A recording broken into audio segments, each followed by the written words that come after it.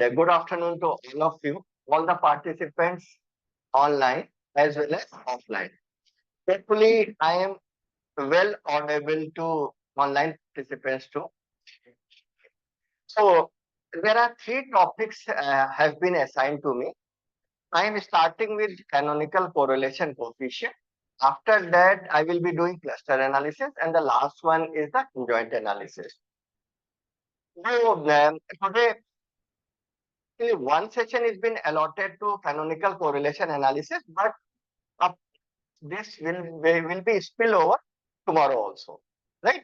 So we will be covering one part today, and we will be going to another part on that day. I have shared three data sets. So actually related to these data sets, there are three data sets, all with CCA. CCA is canonical correlation analysis. Today we will be doing on the data set CAM. CAM is the technology adoption model. If some of you are from management or from IT, they know what this technology adoption model is. We will be discussing. After that, the next case, I will be examining how educational variables have an impact on psychological personality of the person, right? And there is one more data set, that is attachment and the personality, right? So it is related to what are the different attachment styles that are having impact on personality. So that data set I won't be discussing. It will be for you, so to practice. And um, this is not that I am giving any veiled warning, but it is a bit difficult technique. So try to understand the concept, so that would be good. And otherwise, it is a useful technique. And why this technique we are covering today? Because you people have gone through regression analysis. In that, correlation has been introduced. And after that, you people have also covered the principal component analysis or the factor analysis. Okay. So just a question, what does regression analysis gives us? Is why regression analysis we use. Okay. And actually, whenever we use the word prediction, prediction is normally being more frequently used by the data scientists. As a researcher, our main focus is on the explanation. We want to explain why is the dependent variable on the basis of at least one independent variable. But in that case, y remains the single one. Is that okay? Apart from this, whatever the correlation we consider, always on one side there is a single variable, right? So in many of the situations, we have a set of variables, right? And there is another set of variables. Like, suppose we want to establish a relationship between physical well-being and emotional well-being. So obviously, if we consider the physical well-being, there must be a number of variables. So there must be more than one. And in the same way, if we consider the emotional well-being, there should be more than one variable. So we have two sets, and in both the sets, we have more than one variable. So we want to establish a relationship in between them. And for that purpose, we will be studying canonical correlation analysis. The next module or the next technique that you have studied yesterday, that was the factor analysis or the principal component. Why we study the principal component of factor analysis? To reduce the dimensions of the data. So the word dimension is important. What dimension means? What dimension means? Means there is something underlying, right, that represents a set of variables. Right? That is not directly apparent, but that is well represent certain variables. Okay. So let us take an example. Then I will be coming back to this concept. I am introducing the case. Let's read this case. This is a technology adoption model, right? So the data set has already been shared. It's related to why an individual or why an organization intend to use technology. Technology क्यों use करते हैं? सो and there are two factors have been considered. One is the perceived usefulness. हम technology क्यों use करते हैं? हमको लगता है कि वो टेक्नोलॉजी हमारे लिए क्या यूजफुल। साथ ही में एक दूसरी चीज भी आती है, that is known as perceived ease of use. अगर कोई टेक्नोलॉजी बहुत डिफिकल्ट होती है तो उसको हम लोग नॉर्मली अडॉप्ट नहीं करते। जैसे आप लोगों ने देखा होगा कि सक्सेस ऑफ पाइथन, जिनको थोड़ा सा भी आइडिया पाइथन की सक्सेस का रीजन क्या था, कि जिस लैंग्वेज में हम लोग इंग्लिश बोलते, मतलब जैसे हम लोग इंग्लिश बोलते हैं, the same things can be use for the coding purpose. या ये जितने पॉइंट एंड क्लिक वाले सॉफ्टवेयर है, why SPSS was so successful, so popular, क्योंकि वो बहुत ही इजी टू यूज था। Obviously this case I am not examining full way, लेकिन हम इसको यूज कर रहे हैं। Related to intention to use technology, there are three variables जो हमने उसको यूज किया in order to represent intention. On the other side, हमारे पास variables क्या? Perceived usefulness. तो अभी हम लोग इसी को डिस्कस करते हैं। Perceived is लोग बाद में अगर प्रैक्टिस यूज कर दीजिएगा। So we want to establish a relationship in between perceived usefulness and intention to। अगर आप दोनों तरफ देखें, दोनों तरफ तो वेरिएबल्स कितने दिखाई दे रहे हैं? They are more than one, isn't it? और हमको इसके बीच में रिलेशनशिप एस्टेब्लिश करना है। So for that purpose we will be study canonical correlation analysis. Further यहाँ पे हम लोगों ने तीन वेरिएबल्स को लिया है, PU1, PU2, PU3।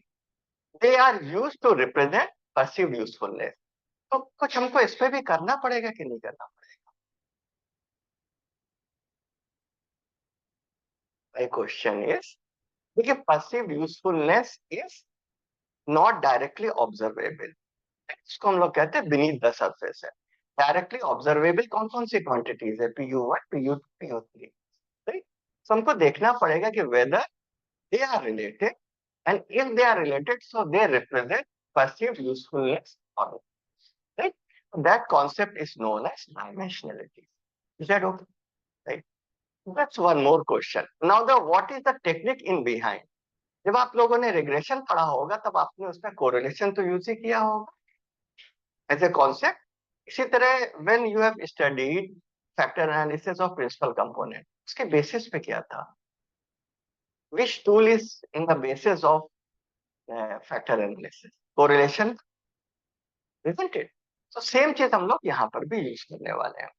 So just to introduce the things, so जैसा कि हम लोगों ने यहाँ पे डिस्कस किया, there are three variables, suppose they are PU1, other is PU2, and the third one is PU3, isn't it? Okay, so या हम इसको इस तरह से भी रिप्रेजेंट कर सकते हैं, that is PU1, another variable is PU2, another is PU3, right? And they as a whole represent a dimension that is known as PU, sorry, that is PU, isn't it? And on the other side, we have again three variables. The first one is intention to use, INT1, INT2, and the other one is INT3, right? And they represent a construct that is known as INT. Construct means that is not directly observable. Is that okay? Right? So, how they are? So they are related to this.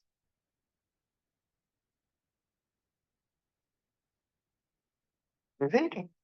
And after that, we will be studying whether there is some relationship in between these two.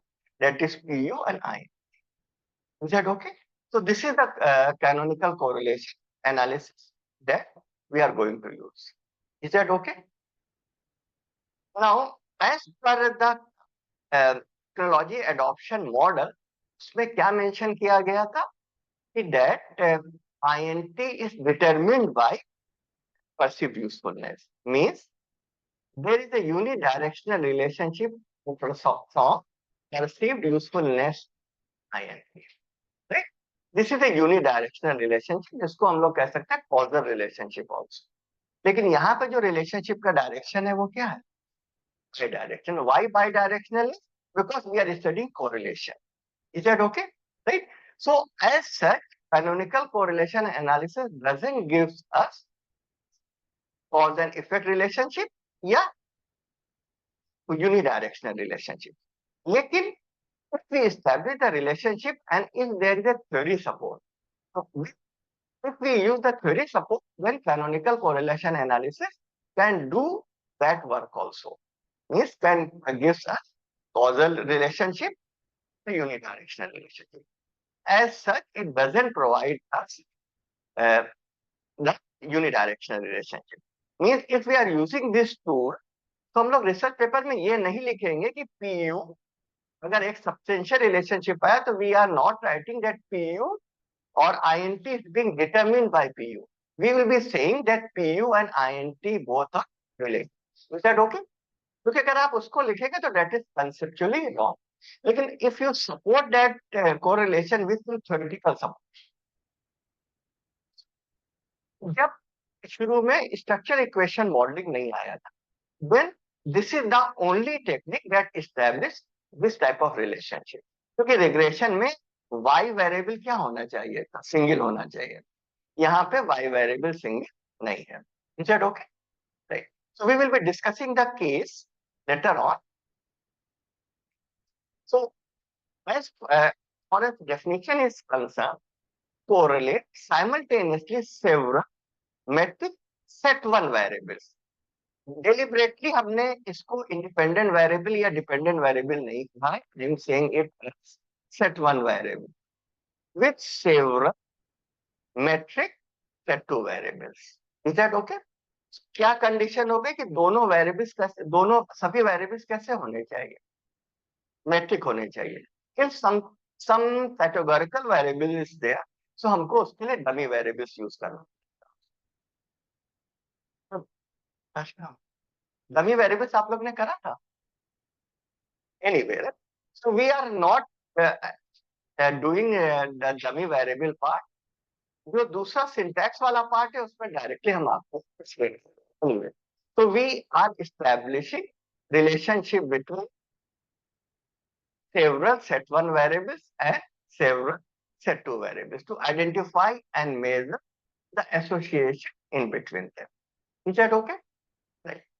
So अगर हम लोग relationship की बात करें, suppose one variable is PU1, other variable is PU2, next variable is PU3. Okay?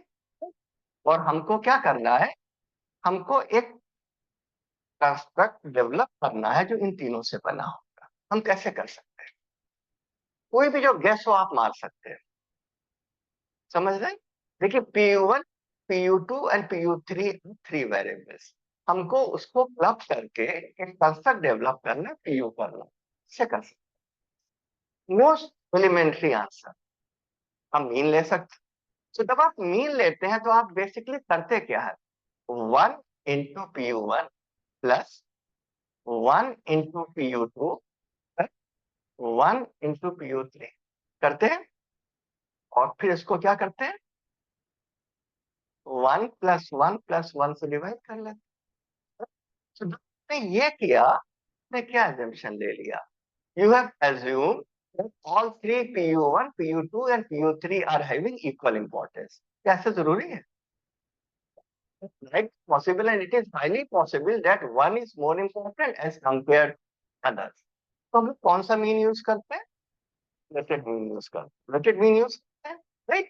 Suppose it can be written as alpha 11 PU1 plus alpha 1 2 PU2 plus alpha 1 3 PU3 कर सकते हैं, और डिवाइड किससे कर देंगे?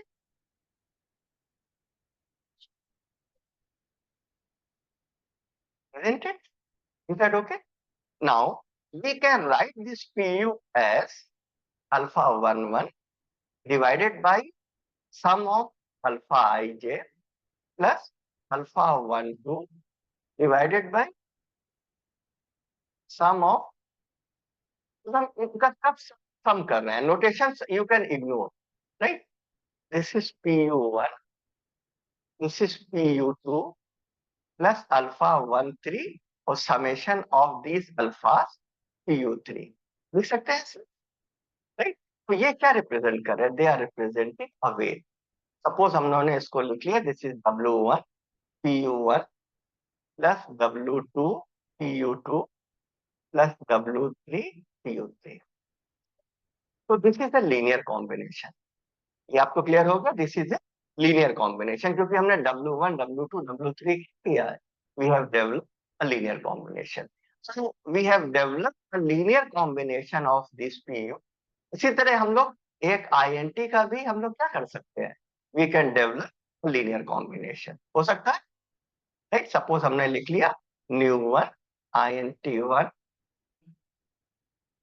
प्लस न्यू2 INT2 प्लस न्यू3 INT3 कर सकते हैं, where न्यू1 न्यू2 न्यू3 coefficient, they are the linear combination. So what we do in the canonical correlation, हम एक लीनियर कॉम्बिनेशन डेवलप करते हैं। जब आपने फैक्टर एनालिसिस पढ़ा था तब आपने लीनियर कॉम्बिनेशन डेवलप किया था, याद करिए, क्या था आपने उसमें किया था? आप लोगों ने रोटेटेड कंपोनेंट मैट्रिक्स किया था। तो रोटेटेड कंपोनेंट मैट्रिक्स के जो कोफिशिएंट्स होते हैं उसी से तो फैक्टर्स क्रिएट होते हैं, isn't it? Right?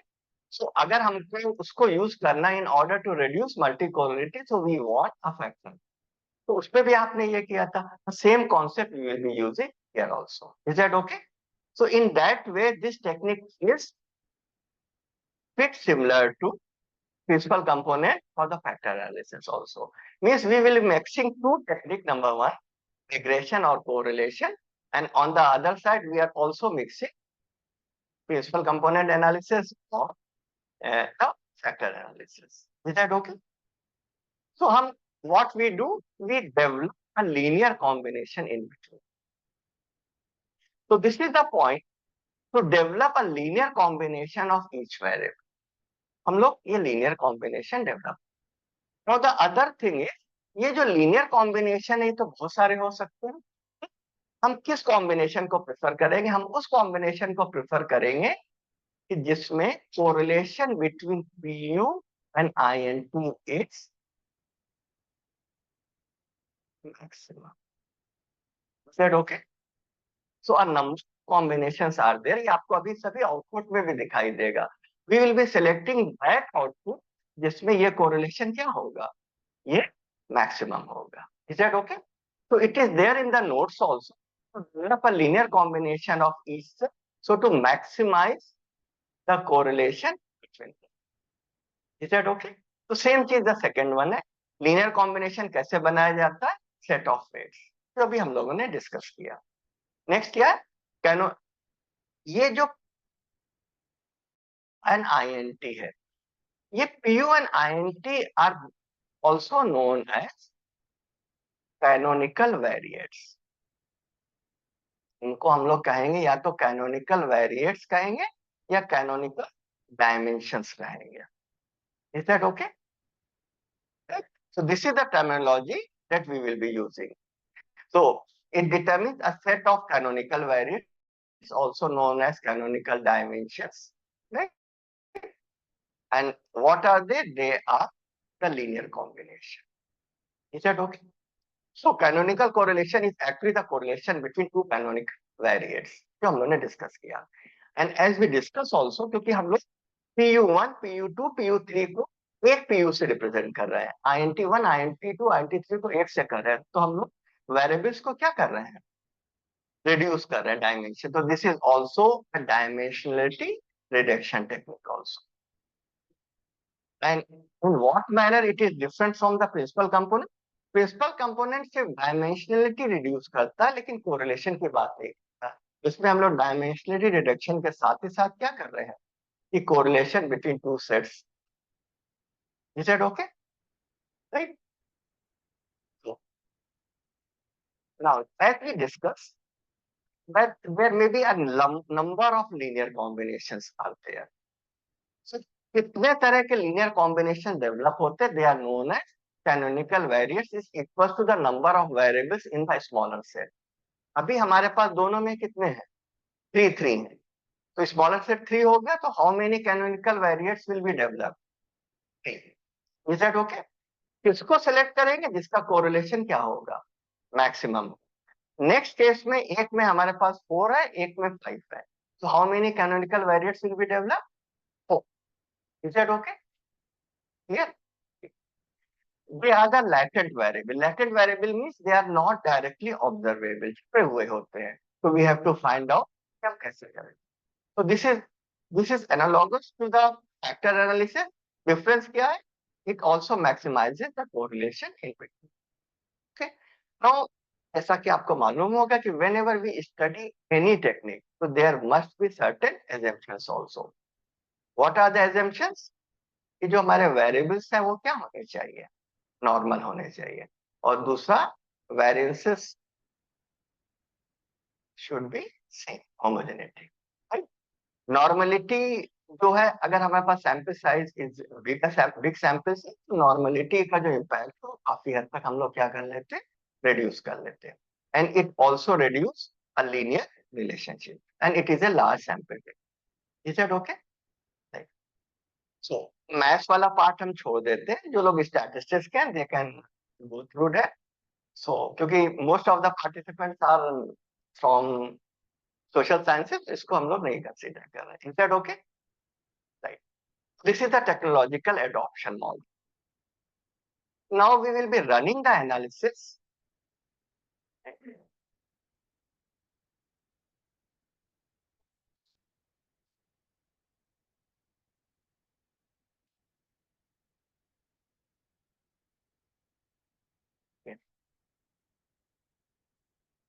So we will be going to analyze कि आपके accordingly ये कहाँ होना चाहिए?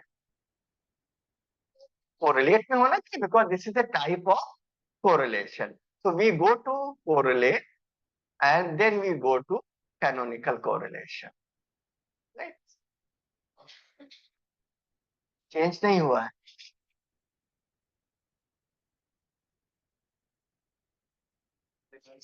Okay, sorry. Stop screen. क्या तुलना में कैसा नहीं स्क्रीन किया करो। Okay, okay, right.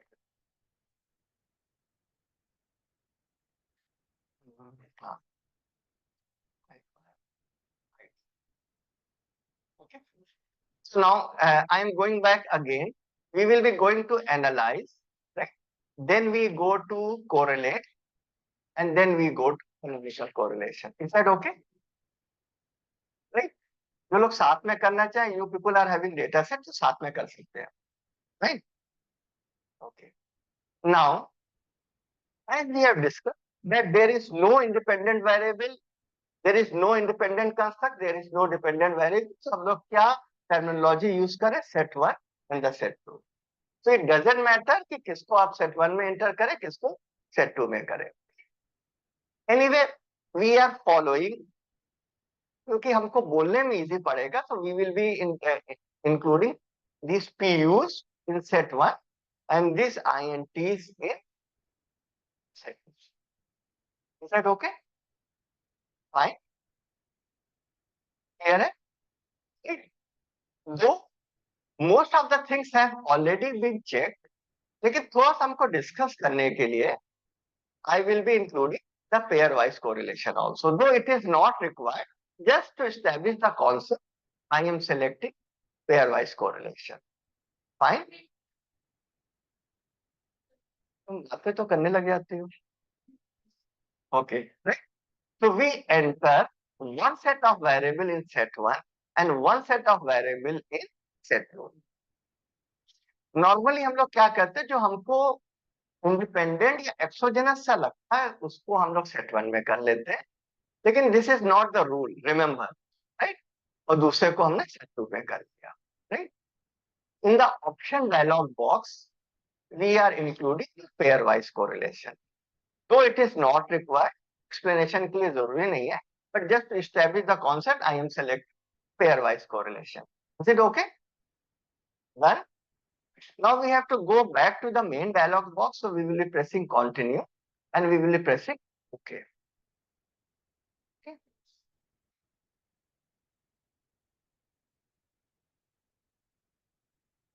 So this is the output. Is that okay, class? पहले सेट को देखिए, set one variables are given, set two variables are given. How many canonical correlation it has created? 3. Why 3? क्योंकि minimum कितना है, दोनों में ही 3 है, तो minimum is 3. It has created 3. Fine. Now all this output I have pasted on PPT. So we will be discussing PPT. ये हम आपको शेयर कर दें, आपके भी सिस्टम पे आ गया होगा. If you people are doing with me, so it is the thing, right? So now we will be discussing. This is okay. ये आपको दिख रहा है? Okay. So this is symmetric matrix. Same variables कहां पर है? रोज में. सेम वेरिएबल्स कॉलम में है. तो either we will be discussing the upper triangular और lower triangular, and all the diagonal elements are 1. सभी डायगोनल एलिमेंट्स 1 है ना. अगर आपको थोड़ा कम दिख रहा है तो इसको एक minute.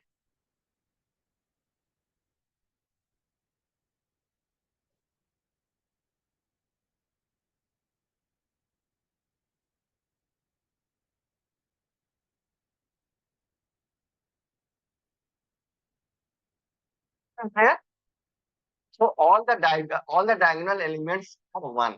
That is logical because correlation of any variable with itself will always be 1. ये आपको क्या दिखा रहा है? Correlation coefficient between PU1 and PU2, correlation coefficient between PU1 and PU3, both are कैसे हैं? They are highly correlated. In the same way, correlation coefficient between PU2 and PU3 is also 0.94. They are showing high correlation. क्या indication दे रहा है? They are showing the dimensionality. तो जो हमने 3 PUs लिए हैं, तीनों में क्या है? There is dimensionality. Okay, so we can reduce the number of variables. Is that okay? Means they are not behaving independently, they are showing dimensionality. In the same way, INT with, okay, इसमें हम mark भी कर लेते हैं. INT with INT2, INT3 high correlation, and INT2 with INT3, right? They are showing high correlation, isn't it? It means there is dimensionality in the INT also, right? मतलब हमने जो 3 indicators लिए, they are doing their, they are correlated with each other, so they are showing dimensionality. Is that okay? Now, we also see not so strongly, but there is significant correlation between PU1 and INT1, PU1 and INT2, and so on. Is that okay? Means there is a correlation between set 1 variables as well as set 2 variables. कोई नीचे देखे significant दिख रहा है, all the correlation coefficients are significant also. So they are not so strongly correlated, but they are correlated. Is that okay? So whatever the things that we discussed is there. दोनों के जो internal variables हैं उनमें dimensionality है, they are showing high correlation. और across one set variable and the set 2 variable there is correlation. Is that okay? Right? Any question up to this point? Clear hai? Right. So now we are going to discuss this thing. This is the canonical correlation table. आपके output में भी हो. Fine. Now as there are three canonical correlation variates, हम लोग discuss actually किसको करेंगे? We are discussing the first one. Why we are discussing the first one?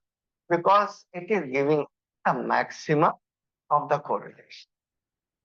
So it is giving the maximum of the correlation. Right?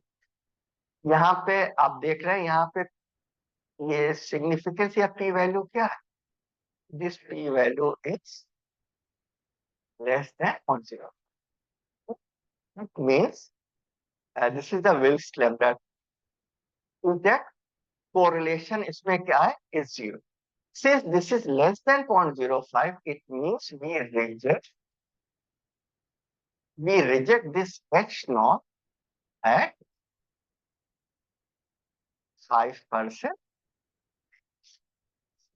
का मतलब क्या हो? There is significant correlation coefficient between set 1 variable and set 2 variable. And this correlation coefficient is the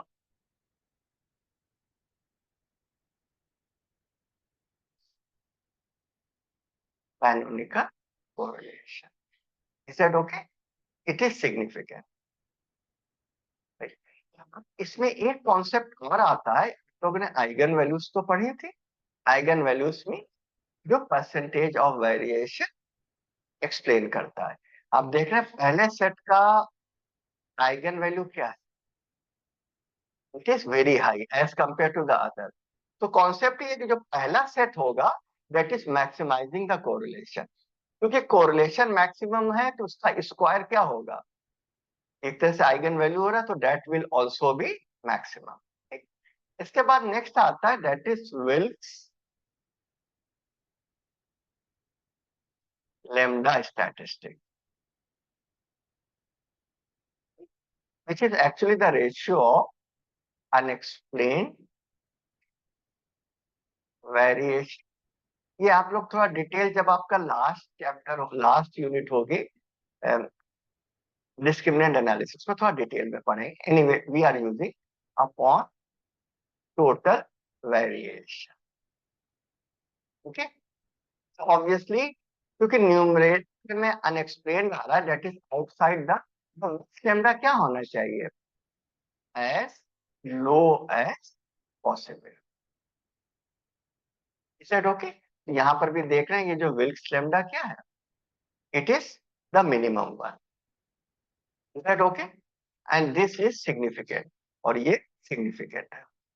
पहली table clear है? Means ये जो हम लोग कोरिलेशन विजुअलाइज कर रहे हैं दो सेट्स के बीच में. Any question? पहले हम लोग इन टेबल्स को अलग अलग डिस्कस कर रहे हैं. then we will be discussing the final interpretation also. Okay, तो हम लोग we will be discussing them separately, then we will be discussing this final. ये टेबल आपके उस पर नहीं होगी, हमने बनाई, लेकिन ये बनाई और कुछ सही है. Okay, is it okay? Any question? एक तरफ सिर हिला देना चाहिए. यस कि नो? Any question? यस तो बताइए क्या क्वेश्चन. ओके, चले आगे. ऑनलाइन कोई क्वेश्चन तो नहीं है? Right now since I introduce, हम लोगों ने क्या किया था? We have created a set of weights. ये हम लोग ने वेट्स फाइंड आउट करे थे. ये वेट्स क्या बना रहे हैं? They are forming a linear combination जिससे हम पीयू को रिप्रेजेंट करें. सेकंड सेट क्या था? दे आर द वेट्स जो ये आईएनटी को कर रहे हैं. Isn't it right? और ये वेट्स किस तरह के हैं कि जो हमारा पीयू एंड आईएनटी क्रिएट हो रहा है as a canonical variant that is giving us the maximum correlation. ये हम लोगों ने डिस्कस किया था. ऑब्वियसली आपके दिमाग में आ सकता है कि what are these weights. Okay, so now these are the weights. जैसा पहला आप देख रहे हैं ये क्या है? These are the set one standardised canonical correlation coefficient. ये क्या होगा? Set two standardised canonical correlation coefficient. और नीचे क्या है? अनस्टैंडर्डाइज्ड. आपको डिफरेंस मालूम है स्टैंडर्डाइज्ड एंड अनस्टैंडर्डाइज्ड? क्या डिफरेंस होता है नॉन स्टैट्स वाले? What is the difference between standardized and unstandardized? बताइए. हम टेक्निकली नहीं पूछ रहे हैं, हम पूछ रहे हैं कि what is the conceptual difference? Which standardized होता है that will be in the original scale and original unit of measurement. Standardized क्या होता है? That is free of the scale as well as the free of the unit of measurement. So हमेशा जो comparison किया जाता है वो किसका किया जाता है? आप लोगों ने रिग्रेशन में पढ़ा था कि नहीं करा है? रिग्रेशन में जो आपने हायरार्की क्रिएट की थी वो बी से क्रिएट की थी कि बीटा से क्रिएट की? स्टैंडर्डाइज से किया था. क्यों करते हैं कि that is independent of the scale and other things that we are considering. तो this are the standardized canonical variants जिससे हमने पीयू बनाया है. Since we are considering only the first one, it means ये पीयू एक्चुअली क्रिएट कैसे हुआ होगा? What is the value of W1? -2 into -0.2 into PU1 plus, sorry, again minus 0.359 into PU2 minus 0.469 into PU3. Is that okay? So by this, these are the weights जो हमने determine करे. ये weights कैसे determine किया गया है कि जिस तरह से कोरिलेशन PU एंड PINT के बीच में क्या होना चाहिए? मैक्सिमम. इन द सेम वे जो INT क्रिएट हुआ था, लेटेंट वेरिएबल, वो कैसे क्रिएट हुआ था? 0.014 into INT1 minus 0.153 INT2 minus 0.867 into INT3. तो these are the weights. Okay, इसको आप इग्नोर कर सकते हैं क्योंकि इसका कोई रोल नहीं है in the interpretation. I am just explaining कि किस तरह से क्रिएट हुए हैं. Is it okay? So they are the standardized, they are the unstandardized. You can ignore this because it has no role in the explanation. Right? Now we come to the next step, that is the important part, canonical loadings or canonical structure coefficient. When you people have studied the PCA or factor analysis, तब आप लोगों ने उसमें एक structure matrix पढ़ी थी कि नहीं पढ़ी? तो को याद है?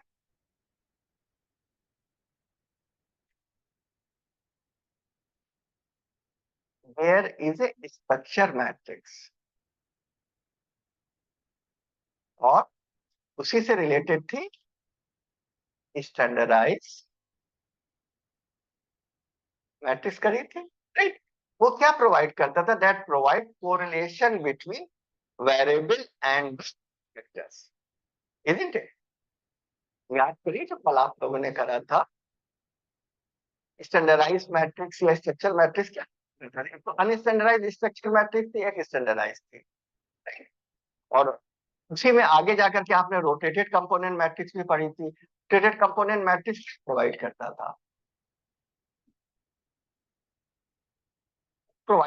था, कि कौन सा वेरिएबल किस फैक्टर में जाके लोड हो रहा है. और फैक्टर का एक्सप्लेनेशन कहां से आया था? From that component matrix. This matrix is parallel to that only. Right? So this is canonical loading. It gives us the correlation coefficient between PU1 and PU, that is the first factor. This is PU2 and the factor, PU3 and the factor. Since we are considering only the first one, तो हम लोग कौन सा consider कर रहे हैं? ये वाला कंसीडर कर रहे हैं.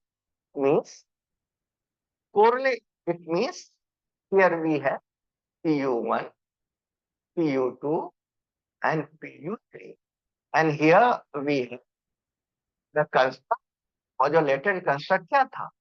PU. तो इसके बीच में कोरिलेशन कोफिशिएंट कितना है? 0.9, and this is known as canonical. Is that okay? Next क्या है? PU2, और इसके बीच में कोरिलेशन कोफिशिएंट है 0.980, और लास्ट में क्या आ गया? -0.983. Is that okay? क्लियर है? So this is correlation coefficient between the variables and the canonical variable. Is that okay? Clear है? मीन्स अगर हमको कैनोनिकल वेरिएट 1 को डिफाइन करना है तो किस वेरिएबल का सबसे ज्यादा कंट्रीब्यूशन होगा इसमें? PU3 का होगा, राइट? प्लस माइनस साइन का क्या है? क्योंकि जब हम लोग वेरिएट बनाते हैं तो वो 2 डायमेंशनल होते हैं, तो इट डजंट मैटर कि वो प्लस में आए या माइनस में आए।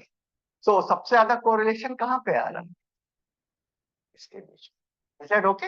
सबसे ज्यादा कंट्रीब्यूशन किसका होगा? PU3 का। आप बाकी को अगर देखेंगे तो बाकी में ये सभी मैग्नीट्यूड्स क्या हो जा रहे हैं? They are pretty small. क्यों ऐसा हो रहा है? Because only the first one is so created that it is maximising the correlation in between. Is that okay? इसी तरह अगर आप INT पे आए तो INT पे क्या होगा? If we consider the first canonical variable, right? So the correlation coefficient between or the factor loading between INT1 and the first one is minus 0.961, INT2 and the first one is 0.963, INT3 और ये क्या हो? ठीक, इसमें highest correlation coefficient कहाँ पे आया? Third से आया कि नहीं आया है? ठीक, अगर हम लोग एक बार फिर से टाइम मॉडल पे जाएं, इसका मतलब क्या हुआ? ये जो परसीव्ड यूजफुलनेस है, सिर्फ यूजफुलनेस को गवर्न करने के लिए कौन सा वेरिएबल सबसे ज्यादा रोल प्ले कर रहा है? Enhance the effectivity. मीन्स जो रेस्पोंडेंट है वो उसको यूटिलिटी फिर कब मान रहे हैं? जब देखिए तीनों चीजें उसके लिए रिलेटेड है, लेकिन सबसे इंपॉर्टेंट कौन सा है? Perceived effectiveness. उसकी वजह से हमारा जो भी है काम क्या हो गए? They become more effective. और INT में क्या हो गया? सबसे इंपॉर्टेंट वेरिएबल कौन सा आया? The intent to use this in next 3 months. But they have a strong intention, इसको हम यूज करते हैं। इसको अगर हम दूसरे एग्जाम्पल के फॉर्म में लेते हैं, सपोज हमारा इस तरह से होता, जैसे इमोशनल वेलबींग की बात करें, एक वेरिएबल हमने लिया है calmness, एक पर्सन क्या रहता है? काम रहता है आराम से। दूसरा हम लोग ले रहे हैं हैप्पी रहता है। तीसरा होता है स्लीप वेर। ये 3 वेरिएबल्स लिए हैं जो इमोशनल हेल्थ को रिप्रेजेंट कर रहे हैं। Is that okay? राइट? मान लीजिए जो पहले से आया, this is 0.85, this is 0.90 and this is 0.95। इसका मतलब इमोशनल हेल्थ के लिए कौन सी चीज सबसे इंपॉर्टेंट है as perceived by the people? Sleep. क्योंकि नींद अच्छी आती है तो उसको लगेगा कि हमारा इमोशनल हेल्थ क्या है। Is that okay? Means all three, वो जनरल टेंशन में नहीं रहता है, काम रहता है, क्वाइट रहता है, फिर रहता है और अच्छे से नींद आती है उसको। लेकिन सबसे इंपॉर्टेंट चीज उसके लिए कौन सी है? देखिए ओके, सेम चीज हम लोग फैक्टर एनालिसिस में भी तो कर रहे थे। तो अगर हमको इमोशनल हेल्थ, यहाँ पे तो हमको मालूम है नाम, कुछ हमको नाम नहीं मालूम होता तो हम जो नाम रखते उसमें क्या चीज जरूर आनी चाहिए थी? स्लीप वेल की चीज जरूर आनी चाहिए। Is that okay? तो this is the role of this canonical loadings. Is that okay? So any question up to this stage? ये tables clear हो गए?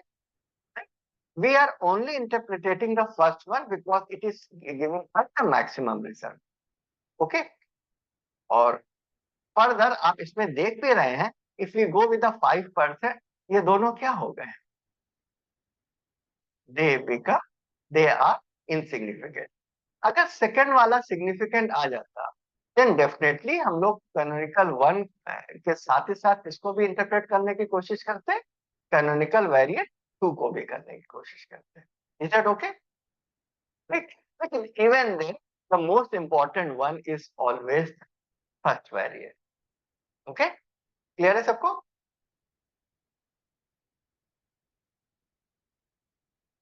जब आप लोगों ने फैक्टर एनालिसिस पढ़ा था तो उसमें आइगन वैल्यूज पढ़ी थी, उसकी हेडिंग क्या थी उस टेबल की? Variance explain. सो हम लोग क्या कोशिश क्या करते हैं कि हमारा जो वेरिएंस एक्सप्लेन वो ज्यादा से ज्यादा हो। Why variance is so important? Statistics वालों को जाने दें। व्हाई, जैसे हम लोग इसको as a social science technique use कर रहे हैं कि नहीं कर रहे हैं, right? This is a time model, management में बहुत यूज होता है, इवन आईटी में बहुत यूज होता है, हर जगह यूज होता है। या जो social, why variance is so important? Anyone? आप लोगों ने देखा था हर एक्सप्लेनेशन में वेरिएंस जरूर आता है, and we are intended to derive the maximum of the variation. So what variation gives us? It gives us the amount of information that is inherent in that variance. Higher the variation accepted, higher will be the information accepted. ठीक? हम लोग क्योंकि dimensionality reduce कर रहे हैं, तो अगर हम कोई, जैसे हम लोग लाइफ में हमेशा कहते हैं ना कि हर चीज का एक ट्रेड ऑफ होता है, you have to give the price. तो डायमेंशनलिटी रिड्यूस कर रहे हैं तो हमको कुछ ना कुछ तो प्राइस देना पड़ेगा। ये प्राइस क्या होता है? कि some information has to be sacrifice. क्या चाहेंगे कि हम ऐसी टेक्निक सोचें जिससे हमारा रिडक्शन भी हो जाए और साथ ही साथ जो इंफॉर्मेशन एक्सट्रैक्ट है वो भी क्या हो, ज्यादा से ज्यादा हो। So that is more and more of the variance should be extracted, right? So हमारे पास देखिए दो सेट्स हैं, एक सेट 1 है और दूसरा क्या है? Other one is set 2। Okay, so we will be discussing these two columns. One is set 1 by set and other one is set 2 by set. Right? And there are three canonical variants and what percentage of the variation they extract. अगर आप तीनों को सम करेंगे तो क्या आ जाएगा? 1 आएगा। देखिए दोनों में अगर आप सम करेंगे तो that will be 1. Is that okay? या आपको 1 नहीं मिल रहा है क्योंकि यहाँ पे क्या किया गया, क्योंकि हमने 3 प्लेसेस तक ही लिया, हो सकता है कि आगे गिर जाकर के, बट वो the 100% variation is there. And since we are considering only the first first canonical variant, हम लोग उसको इंटरप्रेट करने जा रहे हैं। तो साथ में किसको डिस्कस कर रहे हैं? इट मींस ये जो पहला कैनोनिकल वेरिएंट है, ये कितने परसेंटेज ऑफ वेरिएशन एक्सट्रैक्ट कर रहा है 3 वेरिएंट से? 93.5%। और जो सेकंड सेट है उसमें कितना कर रहा है? 95%। So maximum of the variation has been captured by this canonical variant. Obviously ये डेटा सेट क्योंकि आपको पढ़ाने के लिए बनाया गया तो obviously everything is so rosy. Real उसमें इतना नहीं हो. Even then the first one will be very high as compared to other. Is that okay? Means there is a good reduction, good dimensionality reduction, and along with good dimensionality reduction, the most of the variation has been captured in the set 1 as well as in the set 2. Is that okay? So ये सब चीजें आपको इतनी broadly आपको clear हो गई? Any question?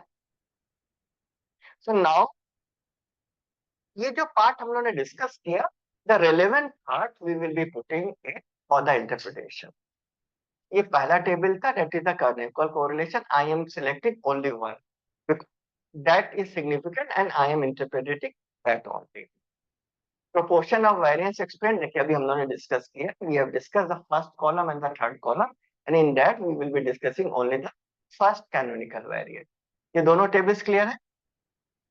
This is the set 1 canonical loadings जो हम लोगों ने डिस्कस किए थे, set 2 canonical loadings. Now ये जो तीसरी टेबल डेवलप की गई है, ये आप लोगों ने फैक्टर एनालिसिस में भी पढ़ा होगा। These are the 3 eigen values.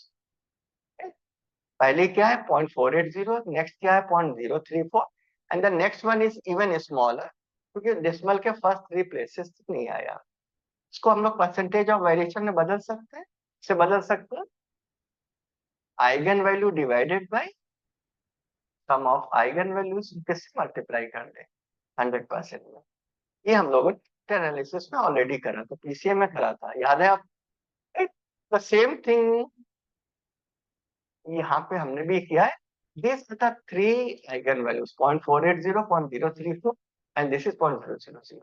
So we sum them और इससे डिवाइड करके 100% में कन्वर्ट कर। तो क्या है 93.665 दिस, और इसको सम करेंगे तो we will be getting 100%। So all the 5 tables are clear. Basically ये टेबल्स जो हम लोगों ने पहले डिस्कस किया था उसी से किया। The only addition is here percentage of the variation has been discussed. Is that okay? Right? So now we can construct the diagram. जैसे यहाँ पे हम लोगों ने लिया, this is PU1. Just a moment.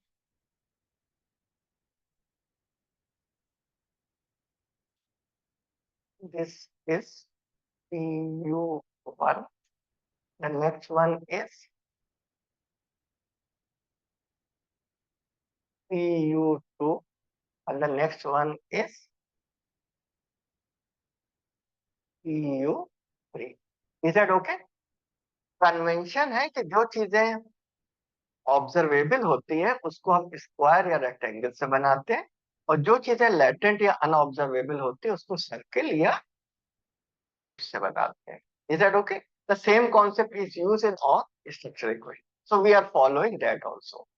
तो दीस थ्री आर ऑब्जर्वेबल, तो हमने इसको ऑब्जर्वेबल ले लिया, and this PU is latent और दिस इज अनऑब्जर्वेबल, ये हमने पीयू ले लिया। Is that okay? Right. So what is the correlation between PU1 and PU? ये correlation कितना है? -0.938। नेक्स्ट क्या है? -0.980, and the last one is -0.983, and this one, set one. Is that okay? Clear हो? Now we have another set.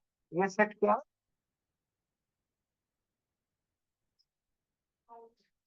This is INT1.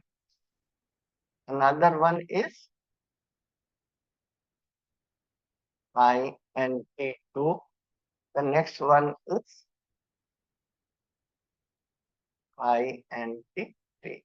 And here we have a latent construct that is IN. Is that okay?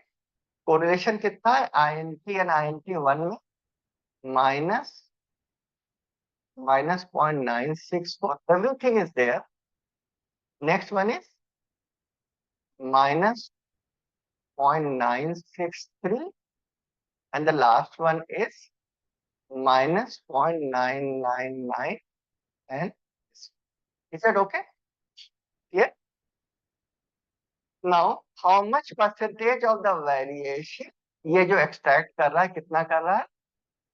This is 0.935 कर रहा है। Okay, ये कहाँ से आया? This is set one by self. This is the percentage of the variance. Is that okay? दूसरे में कितना कर रहा है? So the percentage of the variation extracted from these three is 0.95. Is that okay? Right. Now we come to the this part, that is the canonical correlation. What is the canonical correlation? 0.570. Is that okay? और अगर आप eigen value भी लिखना चाहें तो eigen value कितनी आ रही है? इसको नीचे लिखते हैं। This is the canonical correlation, and below that, what is the eigenvalue? That is 0.400. And what is the percentage of the variation it is expected? That is 93.39. Is that okay? That is 93.39. Fine. So this is the total diagram that we want to mention. Okay. अब आप इसको कैसे report कर सकते हैं अपने research paper में? Number one, dimensionality reduction की बात कर सकते हैं. नंबर वन, क्या हुआ? This PU1, PU2 and PU3 are being reduced by a construct that is PU, and in this manner 93.5% of the variation has been extracted by this construct from these three variables. So it is a good reduction, data loss भी नहीं हुआ. In the same way, this INT1, INT2 and INT3, इसको reduce हमने किससे किया है? INT से किया है. And what is the percentage of the variation extracted? That is 95.1. And further, these two are significantly correlated. उनका correlation कितना है? 0.570, right? और इनके ये जो फर्स्ट लिया, ये कितने percent of the variation explain कर रहा है एक दूसरे का? इज 93.939. Is that okay? यहां तक क्लियर है? Now what is the next explanation? आप देख रहे हैं कि सभी वेरिएबल्स का साइन क्या है? सेम है. द इंपॉर्टेंट थिंग है सभी वेरिएबल्स का साइन क्या है? सेम है. और आपने कोरिलेशन तो पढ़ा ही है. अगर पॉजिटिव कोरिलेशन होता है तो क्या होता है? जो चेंज होता है that is in the same direction. Negative होता है तो ठीक. इसमें थोड़ा सा हम लोग करेक्शन कर रहे हैं क्योंकि दोनों तरफ के वेरिएबल्स का साइन सेम है, प्लस हो या माइनस हो. इसका मतलब अगर एक वेरिएबल चेंज होगा तो दूसरों को जो भी चेंज करेगा वो किस डायरेक्शन में चेंज करेगा? It will be changing in the same direction. मतलब जो रिलेशनशिप है वो क्या होगी? That is a direct relationship. It means अगर PU1 इंक्रीज होगा तो INT1 भी क्या होगा? इंक्रीज होगा. अगर PU2 डिक्रीज होगा तो INT1, INT2, INT3 ये भी क्या होंगे? दे विल बी डिक्रीज. PU3 अगर इंक्रीज होगा तो ये तीनों क्या होंगे? दे विल बी इंक्रीजिंग. PU3 अगर डिक्रीज होगा तो they will also be decrease. Is that okay? Right. इसका मतलब अगर एक चीज बढ़ रही है तो उसका इम्पैक्ट कहाँ पे आ रहा है? इस पे भी आ रहा है. अगर ऐसा नहीं होता, सपोज ये चीज इस फॉर्म में होती, तो इसका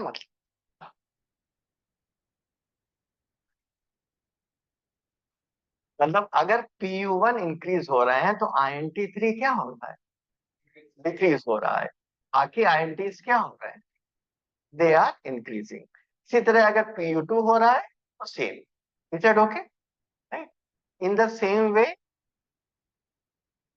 this is minus. Instead of this if we have, इसका मतलब क्या हो कि अगर PU2 इंक्रीज हो रहा है तो सभी INTs क्या हो रहे हैं? डिक्रीज. और अगर PU2 इंक्रीज हो रहा है तो सभी INTs क्या हो रहे हैं? They will be decreasing. Means there is inverse relationship. What inverse relationship? क्योंकि ये साइन और ये सभी साइन क्या हो गए हैं आपस में? They are different. Okay, clear है? साइन का इशू हो गया. अगर सिमिलर साइन है, change will be in the same direction, direct change है. सिमिलर नहीं है तो change will be in the different direction. Okay, so this is the model.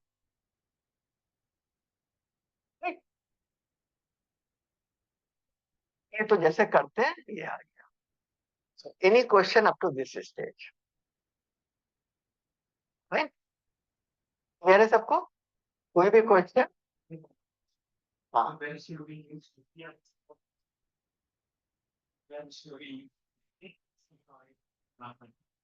Okay. इसकी factor analysis is a bigger and more popular technique for the dimensionality reduction. In the factor analysis, we have more than one factors only. लेकिन यहाँ पे dimensionality reduction is related to only one factor. तो देखा ना, factor एक ही होगा. Principal component में क्या हो सकता है? Factor analysis we can have more than one factors. Is that okay? So if the purpose is only the administrative reduction, then obviously we will be using the principal component or the factor analysis. One thing, right? Moreover, if there is a single y और दूसरे side में हमारे पास जो x variables है, they are more than one, they are more than one dimension. So obviously they will be reduced by the factor analysis. Canonical correlation क्या है? In that manner इसका जो स्कोप है और ओनली द डायमेंशनल रिडक्शन वो थोड़ा reduce है, क्योंकि यहाँ पे एट ए टाइम एक ही वेरिएबल कंसीडर किया जाता है। दोनों साइड में वेरिएबल, दोनों साइड में कंस्ट्रक्ट कितने डायमेंशन है? एक ही एक है। मीन्स फिर हमको परसीव यूजफुलनेस के साथ परसीव ईज ऑफ यूज भी करना होता, तो उसके लिए कैनोनिकल कोरिलेशन हमको एक साथ नहीं कर सकते थे। We have to construct one more canonical correlation analysis, जिसमें हम एक तरफ क्या रखेंगे, परसीव्ड ईज, और दूसरी तरफ क्या रखेंगे, आईएनटी। Is that okay? लेकिन अगर हमको परसीव्ड यूजफुलनेस, परसीव्ड ईज दोनों को यूज करना है और वाई हमारा एक ही है, तो उसके लिए बेटर क्या रहेगा, we will be using the factor analysis, right? और कोई क्वेश्चन क्लास में, कोई क्वेश्चन? ठीक, मैं तो क्लियर है सबको?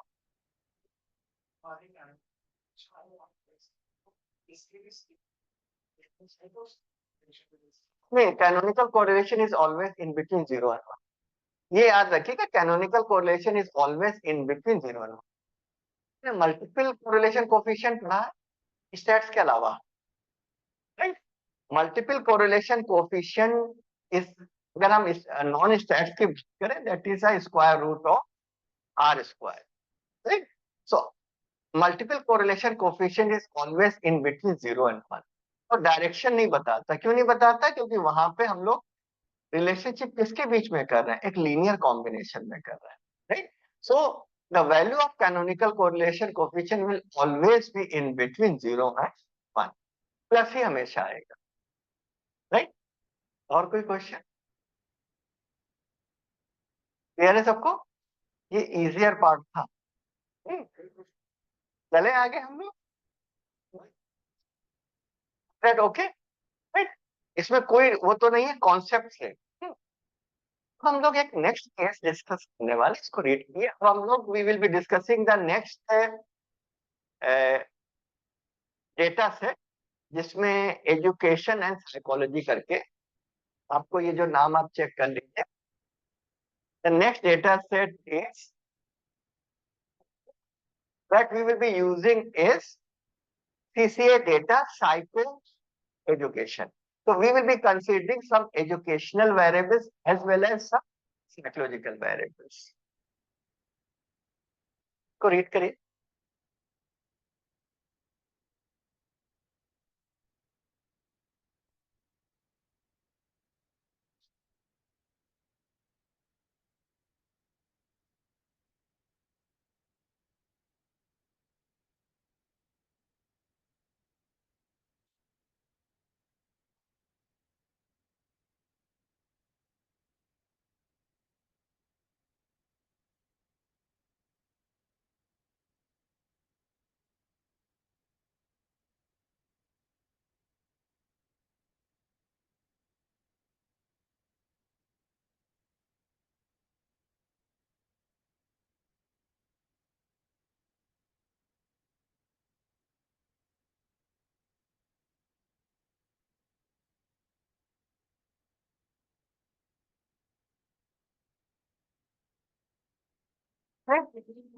So here also we have two set of variables. On one side कैसे variables?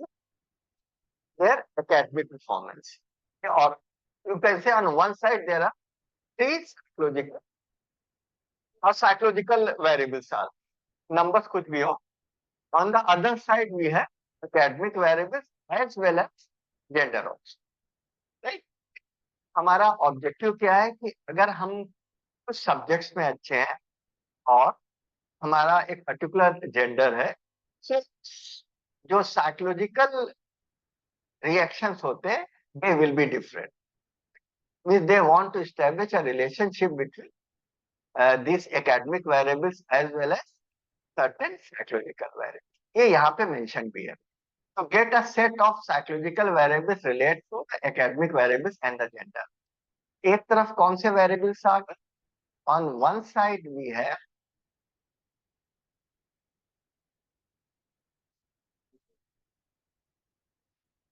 psychological variables. On the other side we have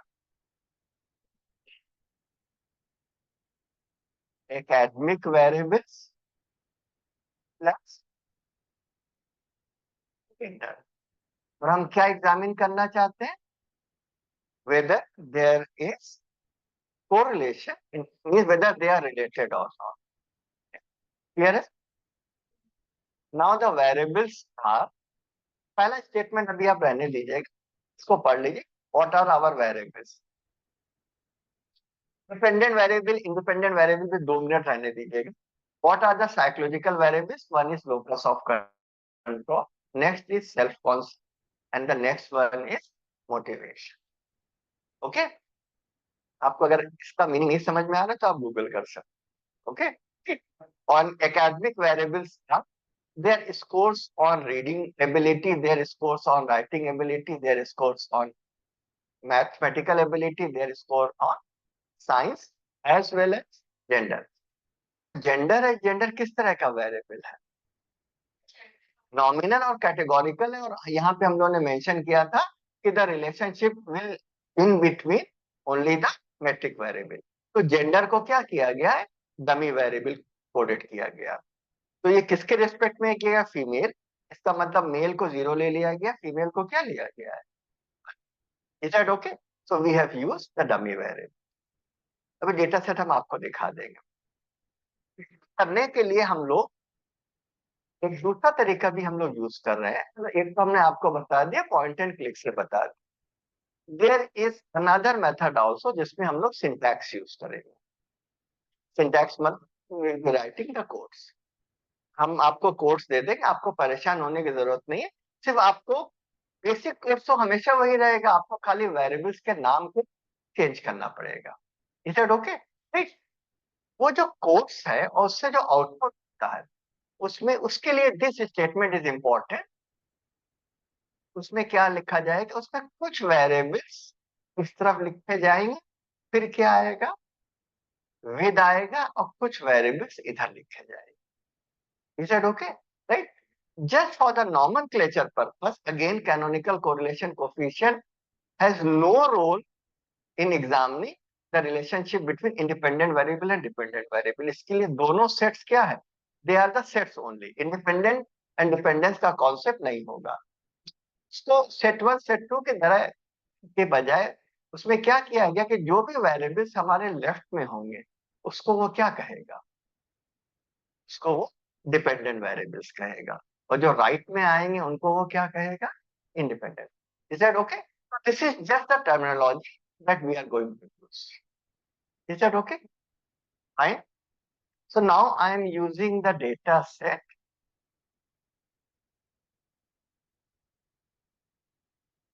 ये डेटा सेट हमने आपको ऑलरेडी शेयर किया है. It is for this.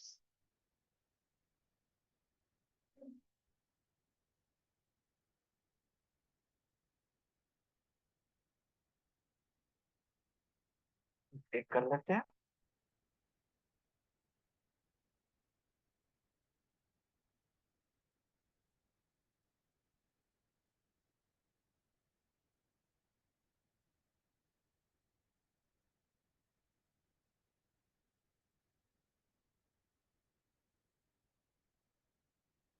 Variables जो हम लोगों ने डिस्कस करे थे. First is the ID. ID को आप इग्नोर कर सकते हैं. The first variable is local locus of control. Next variable is self concept. Next is the motivation. इसके बाद हमारे next variables क्या है? Read, write, math, science. और लास्ट में क्या आ रहा है? Female. That is dummy variables. And this is the data set. Okay? Ignore ID. जैसा आप लोग देख रहे हैं, ये सभी जो variables हैं, they are स्टैंडर्डाइज. इसको स्टैंडर्डाइज कर लिया गया कि जैसे कुछ कंफ्यूजन ना रहे. राइट. Doesn't matter. स्टैंडर्डाइज करके भी अगर कोई चीज बड़ी है वो बड़ी रहेगी, छोटी है तो छोटी रहेगी। यहाँ तक clear? These are the variables.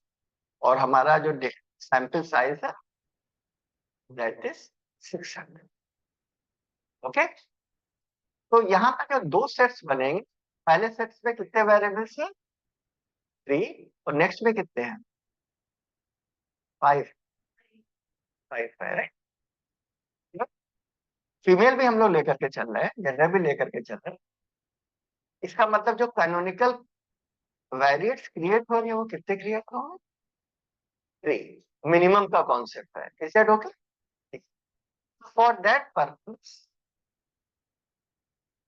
मैंने दो तरह के सिंटैक्स लिखे, आप किसी को भी यूज कर लीजिए, ब्रॉडली दोनों से सेम तरह का कॉन्सेप्ट है। अगर चाहें तो कन्वीनियंस के लिए किसको ले सकते, नीचे वाले को ले सकते। देखिए, हम just I am explaining. Basically जो टेक्निक हम लोग यूज उसमें करते हैं, एम एनोवा, राइट? मनोवा है कि नहीं? M N A M M ANOVA, A N O V A. Okay, तो दिस इज मैनोवा। यहाँ पे हम लोग ने क्या करें, we have written the 3 variables. Suppose हम साइकोलॉजिकल वेरिएबल्स को किससे पहले लिख रहे हैं? विथ से पहले लिख रहे हैं। तो जो आउटपुट आएगा उसमें डिपेंडेंट वेरिएबल्स में किसका नाम आएगा? साइकोलॉजिकल वेरिएबल्स का। Is that okay? सबको क्लियर है? Again this is not independent and dependent, just for the written. हमारे पास ये वेरिएबल्स है, लोकस ऑफ कंट्रोल। नेक्स्ट क्या है?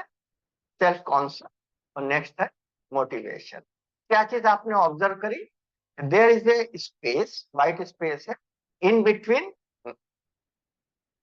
MANOVA, locus of control, self concept and motivation. आप चेक कर सकते हैं वेरिएबल्स के नाम क्या क्या है हमारे। नेम क्या क्या है? Locus under score of under score control, ये तो आपके पास होंगे। ठीक। नेक्स्ट क्या है? Self concept. क्योंकि रूल होता है कि हम एसपीएसएस में नेम में व्हाइट स्पेस नहीं दे सकते, इसीलिए क्या यूज किया गया? Under score. और नेक्स्ट क्या हो गया? मोटिवेशन। दूसरी तरफ के वेरिएबल्स क्या? Read, right, maths, science and female. Okay, right. So this is the variables. हम लोगों ने क्या किया, ये बीच में विद आ रहा है। ऑन वन साइड हम लोगों ने क्या लिखे? one set of variable, and on the other side we have written another set of variables. Slash का मतलब क्या? We are continuing the code. Slash का मतलब क्या होता है कि we are continuing the code. So you can do the forward slash. Is that okay? पहली लाइन क्लियर है? नेक्स्ट क्या आ रहा है? डिस्क्रिमिनेंट। हमने आपको बताया था जो विल्क्स लैम्डा आता है वो कहां से आता है? डिस्क्रिमिनेंट एनालिसिस से। तो DISCRIM। नेक्स्ट क्या है? गैप है। फिर है we have all alpha 1। Is that okay? Again we have a slash. इसका मतलब कोड इज कंटिन्यूइंग। हमको क्या क्या आउटपुट चाहिए? We are printing. हमको सिग्निफिकेंस चाहिए। सिग्निफिकेंस एफ टेस्ट में यूज होगा। क्या चाहिए? Multivariate IV eigen values and dimensionality, that is dimensionality reduction. इसके बाद फुल स्टॉप। फुल स्टॉप का मतलब क्या होता है? कोट्स एंड हो गए। ऊपर के कोट्स मोर और लेस सेम है। देखिए, मनोवा यूज किया गया, मनोवा यूज किया गया। Here we have one set of variable, then we have with and MANOVA आप कैपिटल में लिखिए, स्मॉल में लिखिए, doesn't matter. Then we have another set of variables slash code is continue. We are printing sequence, किसी में भी लिख सकते हैं। बस यहाँ पे डिफरेंस क्या है? यहाँ पे रॉ और स्टैंडर्डाइज वेरिएबल्स पे आ जाएंगे। ठीक, क्योंकि रॉ एंड स्टैंडर्डाइज वेरिएबल का हमने कोई यूज नहीं किया था in order to interpret the things. हमने खाली आपको ये बताया था कि they are being used to create canonical variable. तो वो आउटपुट हमको मिले या नहीं मिले, इट डजंट मैटर। सेकंड में आउटपुट नहीं रखा गया, ठीक है लोग? और पूरा पूरा 100% वेरिएशन कैप्चर करने की कोशिश की गई है। तो you can use either the first set और you can use the second set. Is that okay? हम किसी एक सेट को ले लेते हैं, तो क्या स्मॉल को ले लीजिएगा, हम इसमें लार्ज को ले लेते हैं।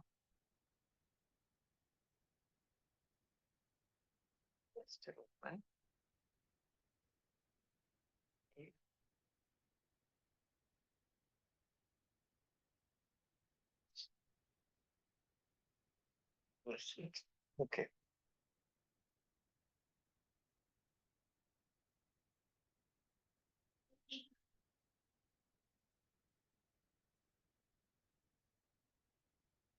correlate option, canonical option. I suppose it must be there.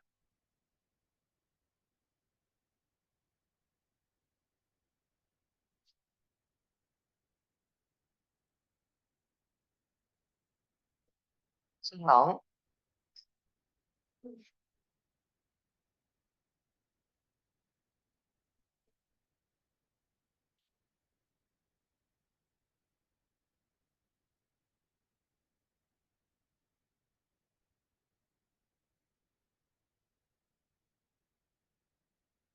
so here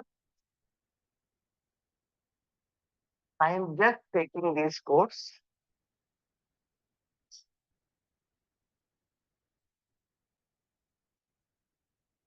Yeah, आपको convenient second पड़ेगा, so I am taking the second one. Okay? जो लोग सिस्टम पे काम करें वो कोड सभी लिखेंगे साथ में। Okay, so we have open the data set. देखिए इसमें हमने देखा था, आपने देखा था कोर्स में कहीं पर भी हम फाइल को रिलेट नहीं कर रहे हैं। आपने देखा फाइल का कोई लोकेशन नहीं दिया गया। सो अगर हमको फाइल का लोकेशन नहीं देना है तो हमको उस फाइल को क्या करना पड़ेगा? We have to open. हमने जो फाइल हम यूज करने जा रहे हैं उसको हमने ऑलरेडी ओपन कर रखा है, उसी के through we will be doing. Means you have to relate कि ये जो आपको कोड्स रन करने हैं ये किस फाइल के लिए करना है। राइट नाउ जो लोग साथ में करना चाहें वो कर सकते हैं। You should go to the file. अभी तक आप लोगों ने क्या किया था, नई फाइल क्रिएट करी थी। That file is normally data file या एक ऑलरेडी मेड फाइल थी, उसको आपने ओपन किया था। यहाँ पे हम लोग क्या कर रहे हैं, क्योंकि सिंटैक्स हम लोग फर्स्ट लिखने जा रहे हैं, तो we are creating new file. और इस न्यू फाइल में कौन सी फाइल हमको लेनी है? सिंटैक्स। तो go to file, go to new and then go to syntax.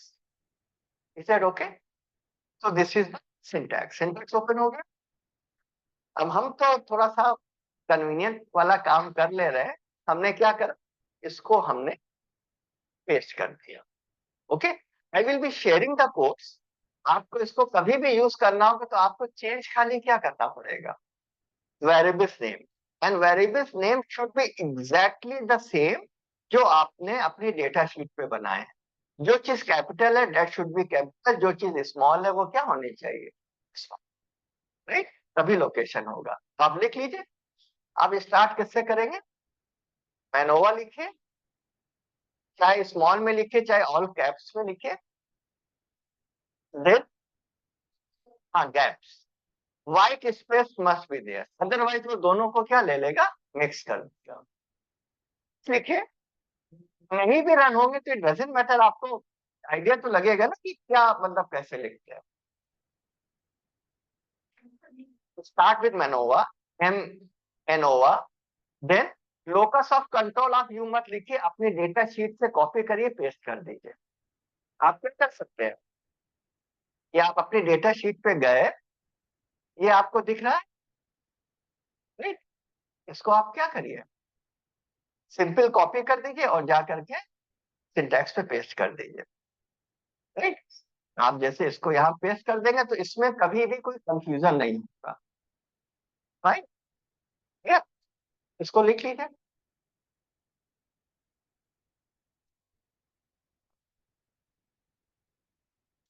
All one set variable on one side and all another set of variable on the other side. उसके बाद without any gap forward slash. देख रहे हैं ना कुछ ना?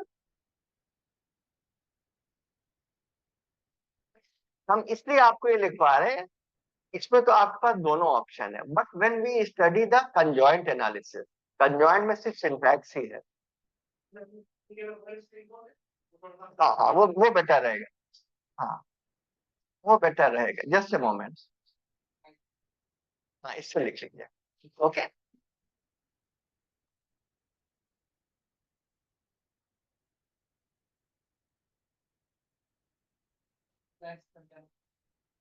Course आप continue, course continue हो रहा है, एक लाइन से लिखते चले जाइए। हम्म,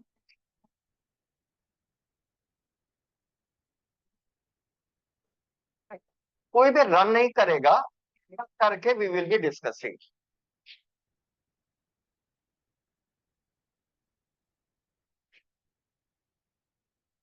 हम लोग क्यों नहीं लाए लैपटॉप?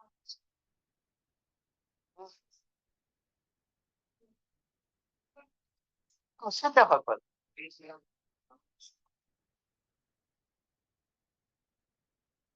अगर आपके पास क्लास एसपीएसएस पुराना भी है, in the old version there was only syntax, syntax तो बैठते थे। लेकिन नए वर्जन में they have put in point and click after 27 शायद है या 25 है। Who are having the old version of SPSS, उसमें पॉइंट एंड क्लिक नहीं है, लेकिन सिंटैक्स तो हर जगह पे होगा ना। लिखिए, जल्दी लिखिए। सिंपली कोट्स को कॉपी करते चलिए, बीच में put with either in all cap small with the other variable and then put slash। ये फीमेल सेकंड लाइन में आना कोई जरूरी नहीं है, ये तो हमारी पीपीटी की लेंथ पे डिपेंड था। Okay?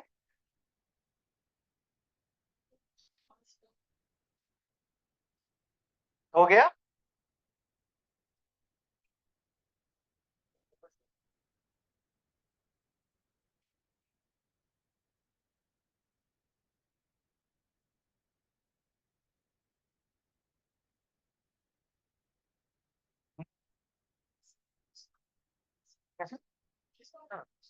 ओके, देखिए, अगर आप फुल स्टॉप नहीं लगाएंगे या कोट्स में कहीं भी गलती करेंगे, तो जो आपका टूल है मनोवा, वो रेड हो जाएगा। राइट, रेड का मतलब है देयर इज सम एरर।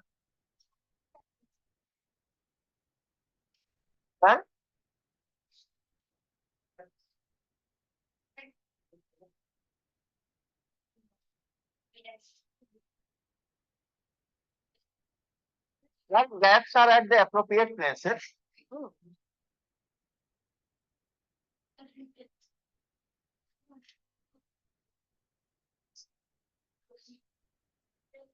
इसको स्ट्रिक्टली वही लिखना पड़ेगा जो लिखा है। Okay, so this is the syntax. हो गया। देखिए, जस्ट टू शो, अभी आप देख रहे हैं मनोवा का कलर कौन सा है? ब्लू। क्या हो गया? रेड। रेड का मतलब है there is some error in the code. Okay, तो हमने फुल स्टॉप कर दिया। Is that okay? नाउ इसको रन करने के दो मेथड्स हैं। पहले आप लोग इसको चेक जरूर कर लीजिएगा, otherwise I will be coming, हम चेक कर लेंगे। देखिए, one is this green button, जैसे इसमें आ रहा रन सिलेक्शन। ओके, मान लीजिए आपने कोड एक बार गलत लिख लिया, आप कोड दोबारा लिख रहे हैं, तो you can use selection. If you want to use this, तो आप क्या करेंगे? You will select the entire, right. इसके बाद आप रन यूज कर सकते। अदरवाइज करेक्ट ऑप्शन कहाँ पे है? इस ड्रॉप मेनू में ऑल करेंगे तो everything will be run. Is it okay? So we run the codes and this will be the output। Run all कर दीजिए, वरना सबको सेलेक्ट करके ग्रीन कर दीजिए। अगर एरर आई है देन वी कैन डिस्कस। आई है, हम लोग के भी एरर आई है। नहीं नहीं नहीं, इसका कोर्स चेक करो। और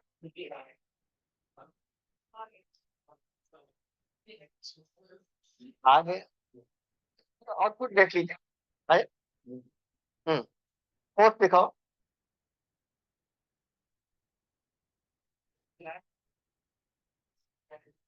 स्क्रीन स्लैश ना किया और गैप कर दिया तुमने, स्पेस कर दिया।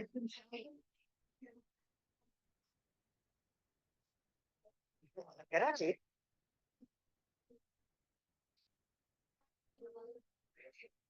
ऐसे फिर ये देख, लोकस और कंट्रोल के बीच में क्या देखे हैं, उसमें कॉमन एरर क्या है? Unnecessarily you have given the white space. जैसे लोकस कंट्रोल, अगर लोकस अंडरस्कोर कंट्रोल है कि नहीं है, ठीक, अगर उसके बीच में आप वाइट स्पेस कर देंगे तो वो तो नहीं ढूंढ पाएगा ना। Means name should be exactly the same जो उसमें लिखा है। इसी तरह स्लैश या फुल स्टॉप के बीच में वहां गैप कर देंगे तो कोड तो आगे कंटिन्यू नहीं होंगे, right. So the common error is, आप लोगों ने बाकी चीजें अच्छे से कॉपी करी है but the common error is white space दे दिए। पूरा हो गया? Okay, is that okay? Why this is, को इग्नोर कर सकते थे, but why I am doing this, conjoint में आगे जब तक आप सिंटैक्स नहीं रन करेंगे आपको कंजॉइंट प्लान क्रिएट नहीं होगा। Okay, is that okay?